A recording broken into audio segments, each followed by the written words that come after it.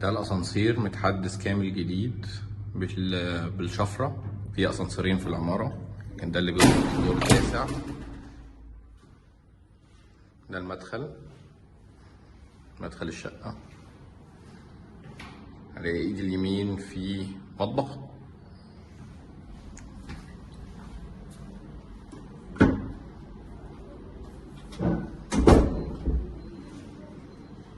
مطبخ. دي تلاجة توشيبا لم تستخدم بعد، يعني لسه جديدة، 14 قدم. المطبخ بالكامل تم تجديده، جديد لم يستخدم بعد. هنا في بوتاجاز ايطالي، وفي فرن للتسخين.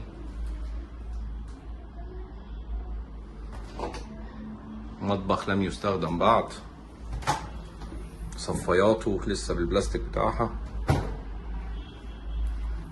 دي بلكونة المطبخ بتطل على خط المترو، وبتجيب هوا لان قدامها مساحة كبيرة فاضية. ودي البلكونة فيها منشر، برضو فيها اوبشن ان الواحد يفتح لو حب يجيب هوا شفاط.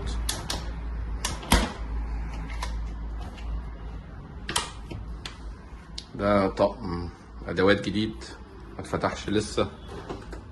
صواني، خلاطات، وادوات سواء كنك او براد. برضو ادوات وكوبايات جديده ما اتفتحتش لسه. دي التلاجة، فريزر.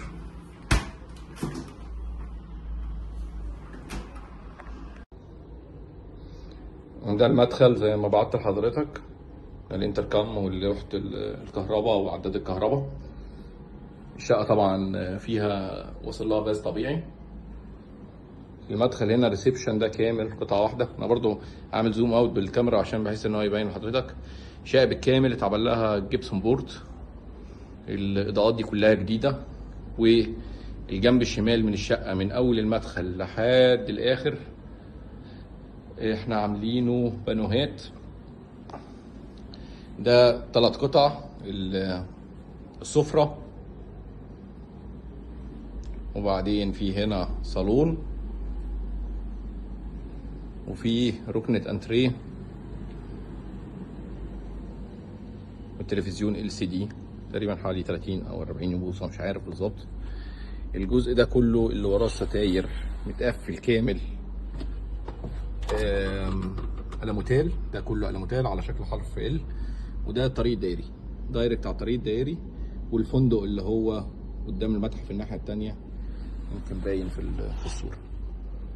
ده كله اللي ورا ستارة ده ألموتال برضو جديد. برضو عايز حضرتك تشوف الفيو من ألموتال وهو مفتوح. ده الفيو، ده الطريق الدائري، والمساحة دي كلها فاضية. بسم الله.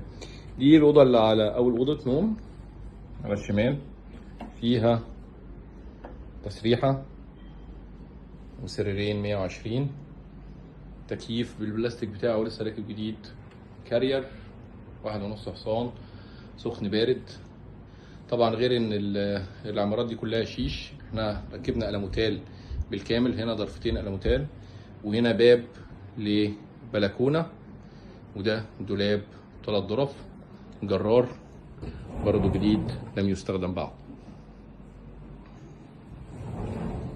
طبعا الفرش كله موجود، سواء بطاطين لسه متنضفة ومتكيسة، بطاطين والحفة. وهنا ستاير، مكان الستاير كمان اتنضفت واتعقمت بالكامل. المراتب اتنضفت واتعقمت بالكامل. احنا بس مش عايزين نركب ستاير الا لما الشقة تسكن عشان ما تتطربش. بسم الله. ده زي ما قلت لحضرتك الطرقة.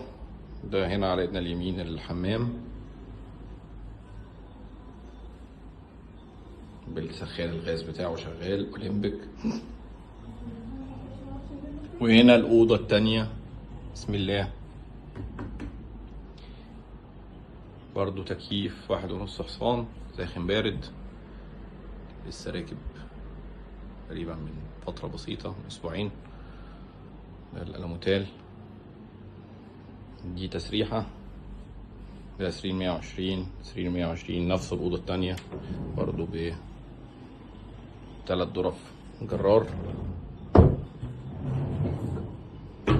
كوفرتات برضو لسه جديدة، معمولة جديد ومتكيسة، وباقي الفرش.